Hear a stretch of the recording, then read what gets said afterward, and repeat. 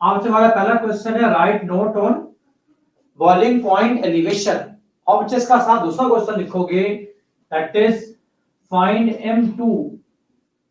Find M2 मतलब molar mass of solute to observe boiling point elevation. To observe boiling point elevation. और बच्चे last question इसका third question है, तीनों का सेम आंसर है write note on ebullioscopy. Ebullioscopy पे नोट लिखें। अच्छा मैं क्वेश्चन रेज कर रहा हूं जी, अब हम टॉपिक स्टार्ट करते हैं। टॉपिक आज लेंथी है। अच्छा पहले हम बॉइलिंग पॉइंट डिफाइन करेंगे। Definition for boiling point is we say the temperature at which vapour pressure of liquid becomes equal to atmospheric pressure or external pressure is called boiling point। ऐसा temperature जहां पे liquid के अंदर का pressure और बाहर का प्रेशर एक जैसा हो जाए, तो that temperature is called boiling point. तो ये बच्चा आपकी प्रॉपर डेफिनेशन है, कंप्रिहेंसिव डेफिनेशन। अच्छा अब आप चेक करो, हम लोगों ने तीन बातें डिस्कस की थी कोलिगेटिव प्रॉपर्टीज में। सॉल्यूशन डाइल्यूट हो, सॉल्यूट नॉन वोलेटाइल हो, इलेक्ट्रोलाइट नॉन वोलेटाइल हो। तो लिखेंगे when small amount of non volatile and non electrolyte solute added in a large amount of solvent, its vapor pressure decreases। Vapor pressure decreases, so more heat is required to make solution to boil। To make solution to boil। लेकिन जब pressure कम हो जाएगा ना, जब pressure कम हो जाएगा तो इसका सॉल्यूशन का, हमने कल बात की थी कि प्रेशर में कमी आती है। जरा एग्जांपल देकर समझाता हूं, जरा ध्यान देना। फर्स्ट करते हैं, मेरे पास प्योर वाटर है, इसका vapour pressure suppose 0.5 ATM, 0.5 ATM, और एयर का प्रेशर होता है जी 1 एटीएम। एयर का प्रेशर होता है 1 एटीएम एक्सटर्नल प्रेशर। जब लिक्विड को आप हीट करते हो ना, टेम्परेचर बढ़ाते हो तो प्रेशर बढ़ेगा 0.5 से 0.6 पॉइंट, जैसे 0.1 होगा ना तो हम कहेंगे पानी बॉईल हो गया, उसका टेम्परेचर होगा 100 डिग्री सेंटीग्रेड। ठीक है, आप लिक्विड को हीट करोगे, हीटिंग करोगे तो कूलियंस बढ़ेगी, कूलियन बढ़ेगी तो प्रेशर बढ़ेगा, और जैसे प्रेशर बढ़ेगा 0.5 से 0.6 0.7, जैसे 1 एटीएम होगा वाटर स्टार्ट टू बॉईल। अच्छा अब हमने पानी में सॉल्यूट डाल दिया एंड मेक ए सॉल्यूशन, और हमने कल ये बात की, आज भी ये बात की, जब आप सॉल्यूशन बनाते हो ना उसके प्रेशर में कमी आती है। तो फर्स्ट कहते हैं कि प्रेशर कम हो गया, सॉल्यूशन का प्रेशर कम हो गया, सपोज 0.3 हो गया। अब आप इसे हीट करो, बॉईल करना, हीट करना पड़ेगा, हीटिंग करोगे प्रेशर बढ़ेगा, तो 0.3 से 0.4, 0.4 से 0.5, अब आपको 0.5 से आगे और हीट करना है 100 तक। मतलब अब आपको ज्यादा हीट करना पड़ेगा to make solution to boil, that needs more heat, that need more heat to boil. ये मुझे कंसेप्ट है बॉइलिंग पॉइंट एलिवेशन का, कि सॉल्यूशन का वेपर प्रेशर क्योंकि सॉल्यूट डालने से कम हो जाता है। जब प्रेशर कम होगा तो आपको उसे 1 एटीएम करना है दोबारा, क्योंकि हर लिक्विड का प्रेशर 1 एटीएम होगा तो वो बॉईल होगा। अब आपको 0.5 से 1 करना जरा आसान है, कम हीट करना पड़ेगा, लेकिन 0.3 को 1 करने के लिए ज्यादा हीट करना पड़ेगा। तो ये बच्चे कंसेप्ट है जो मैंने यहाँ पे लिख दिया। हेडिंग देना graph for boiling point elevation. जरा ध्यान देना, आप एक ग्राफ प्लॉट करते हो, आप एक ग्राफ प्लॉट करते हो between vapour pressure on y axis and temperature on x axis. आपने ग्राफ प्लॉट किया between vapour pressure on y axis and temperature on x axis. अच्छा आपने बात पढ़ी है कि वेपर प्रेशर ऑफ सॉल्यूशन और सॉल्वेंट में क्या फर्क था? अभी मैंने बताया सॉल्वेंट का प्रेशर ज्यादा होता है, सॉल्यूशन का प्रेशर कम होता है, और टेम्परेचर के बढ़ने से प्रेशर बढ़ता है, तो आपकी राइजिंग कर्व आएगी, कर्व राइजिंग कर्व। ठीक है, किसकी है जी? प्योर सॉल्वेंट की, प्योर सॉल्वेंट की। इसको नाम दे रहा हूं ए बी, ये पॉइंट ए है, ये पॉइंट बी है, और ये मैं ले रहा हूं जी 1 atm प्रेशर, 1 atm प्रेशर जिसपे हर लिक्विड बॉइल होता है। अच्छा, तो ये आपका सॉल्वेंट है, इसका टेम्परेचर बढ़ा रहे हैं, टेम्परेचर बढ़ने से प्रेशर बढ़ता है। ठीक है जी, और सेकंड का ड्रॉ करूंगा सॉल्यूशन की, and we know that solution का प्रेशर सॉल्वेंट से कम होता है, तो ग्राफ नीचे आएगा, और ये इसको आगे बढ़ाएंगे तो ये कट करेगा। लेट अस सपोज ये सीडी कर्व है, ये कर्व है सॉल्यूशन की, क्योंकि सॉल्यूशन का वेपर प्रेशर, सॉल्यूशन का वेपर प्रेशर सॉल्वेंट से कम होता है, तो ग्राफ नीचे बनेगा। तो आप उसको हीट करोगे, जहां वो बॉइल करेगा 1 atm प्रेशर पे, वो आप टेम्परेचर नोट करोगे। कैसे? सुनना था। तो ये पॉइंट बी है, ये सॉल्वेंट का बॉइलिंग पॉइंट है, इसके अगेंस्ट टेम्परेचर T1 है, और ये आपका पॉइंट डी बॉइलिंग पॉइंट है, सॉल्यूशन का टेम्परेचर T2 है। तो ग्राफ से ये बात समझ आ रही है, T2 हाई टेम्परेचर है और T1 लो टेम्परेचर है। मतलब सॉल्यूशन को बॉईल करना ज्यादा, हमें हीट करना पड़ेगा सॉल्यूशन को बॉईल करने के लिए, और इसको नाम देते हैं, जो चेंज आई है, इंक्रीज आई है, इसको नाम देते हैं delta T B, boiling point elevation. Delta T B किसके इक्वल है? ये इक्वल है high temperature minus low temperature T2 minus T1। ठीक है, delta T B is called boiling point elevation. अच्छा, आप सुने यहां पर जरा, इस ग्राफ को एक्सप्लेन करना पड़ेगा। देखिए, when a graph is plotted between temperature on x-axis and vapor pressure on y-axis, two curves are obtained, AB and CD, AB and CD. The curve AB meet 1 atm pressure, 1 atm pressure at point B, at, मैं graph को explain कर रहा हूं, point B against temperature T1, and the solution curve, कौन सी वाली? CD, meet the 1 atm pressure, 1 atm pressure at point D, at point D against temperature T2, which is boiling point of solution. Here T2 greater than T1, T2 high temperature है, T1 low temperature है। Graph से ये बात समझ आ रही है, और mathematical derivations करनी है।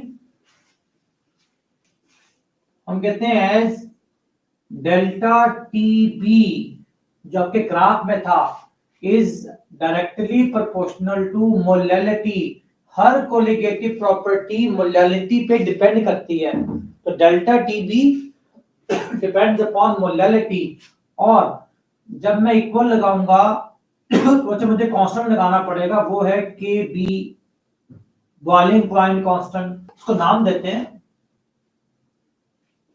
here kb is called molar boiling point constant, molar boiling point constant, also called, इसका एक और नाम है, also called ebullioscopic constant, ebullioscopic scopic constant here. अच्छा जी, अब आपने मोलैलिटी का फार्मूला पढ़ा है।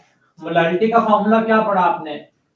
That is mass of solute by molar mass of solute into 1 by mass of solvent in kilogram. Gram में करने के लिए 1000 से ऊपर मल्टीप्लाई कर दूंगा तो ये मोलैलिटी की वैल्यू ग्राम्स में होगी।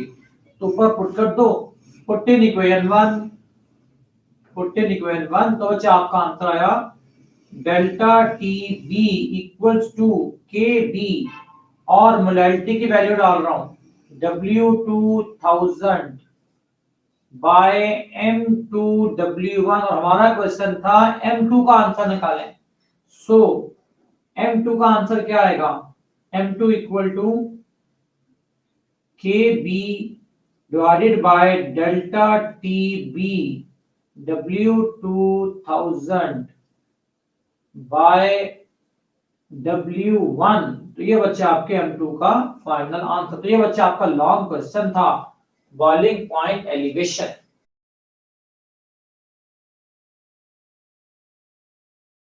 The question is write about depression of freezing point, या आपसे कहेगा find M2 for depression of freezing point, और लास्ट क्वेश्चन है write note on cryoscopy, write note on cryoscopy. इन तीनों का बच्चे सेम आंसर। जरा ध्यान देना, मैं ही पे चेंजेस कर रहा हूं, देखना जरा।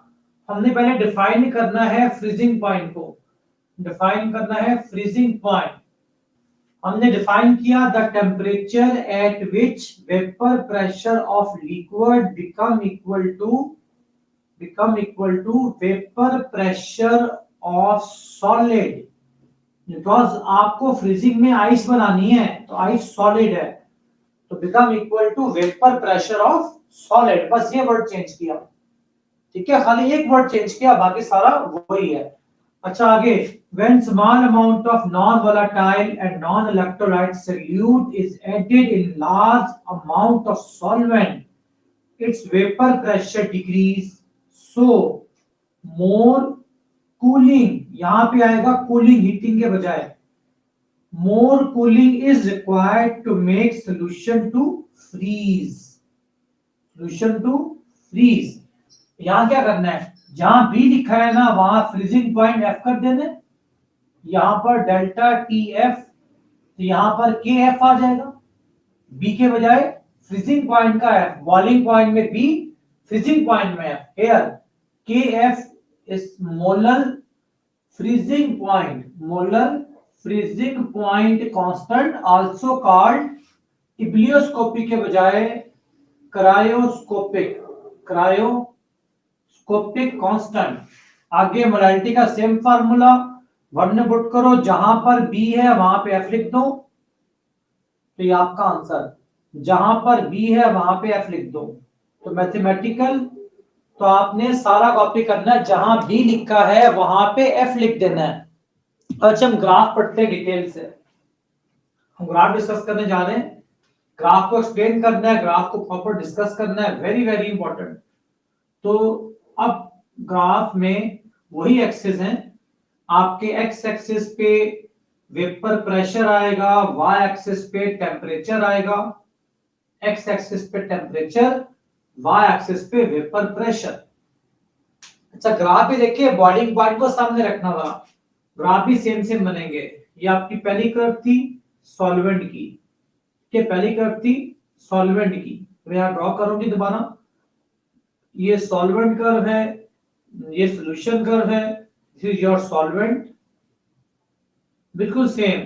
ये आपकी सॉल्यूशन कर्व हमेशा सॉल्वेंट से नीचे होती है वेपर प्रेशर वाइज, और यू नो दैट हीटिंग कर रहे थे तो लिक्विड बॉयल हो रहा था, कूलिंग करेंगे टेम्परेचर डिक्रीज करेंगे तो फ्रीज होगा। तो यहां बच्चे तीसरी कर्व बनेगी, नई तीसरी कर्व बनेगी, इसका नाम है सॉलिड कर्व, मतलब फ्रीजिंग पॉइंट सॉलिड कर्व, ठीक है, आपकी तीसरी कर्व बन गई सॉलिड कर्व। अब इसको एक्सटेंड करेंगे, ये यहां कट कर रहा है, सॉल्वेंट कर्व ए बी और सॉल्यूशन कर्व सी डी, और ऊपर लेते हैं, स्टार्टिंग चेन रखना, पॉइंट सी पॉइंट डी और solid curve E F, solid curve E F. तो तीन कर्व बनी, solution curve, solvent curve, solvent curve, solid curve. अब ये जो जहां ए बी कर्व टच कर रहा है सॉलिड कर्व को, उसके ये जो टेम्परेचर होगा उसको T1 मानेंगे। सॉल्वेंट के लिए T1 लेते हैं, सॉल्यूशन के लिए T2 ले रहा हूं। सॉल्यूशन के लिए वहां भी सॉल्यूशन के लिए T2 लिया था, यहां भी T2 ले रहा हूं, लेकिन क्या सॉल्यूशन का T2 पीछे है, पीछे है, मतलब ज्यादा कूलिंग करनी पड़ रही है। सॉल्वेंट जल्दी फ्रीज हो रहा है, सॉल्यूशन को फ्रीज करने के लिए ज्यादा कूलिंग करनी पड़ती है, और इसको नाम देते हैं, इस चेंज को नाम देते हैं डेल्टा टी एफ, और इसके equal high temperature minus low temperature. वहां था T2 माइनस T1 और यहां पर है T1 माइनस T2। तो ग्राफ को एक्सप्लेन करते हैं जी। अब लिखिए जी, when a graph is plotted between vapor pressure and temperature, three curves are obtained. Number one, solvent curve AB. Number two, solution curve CD, solution की है, ए बी सॉल्वेंट की है, और number 3 solid curve E F, solid curve ये वाली जी E F. ठीक है, इसमें से पॉइंट लिया ई, ये पॉइंट एफ।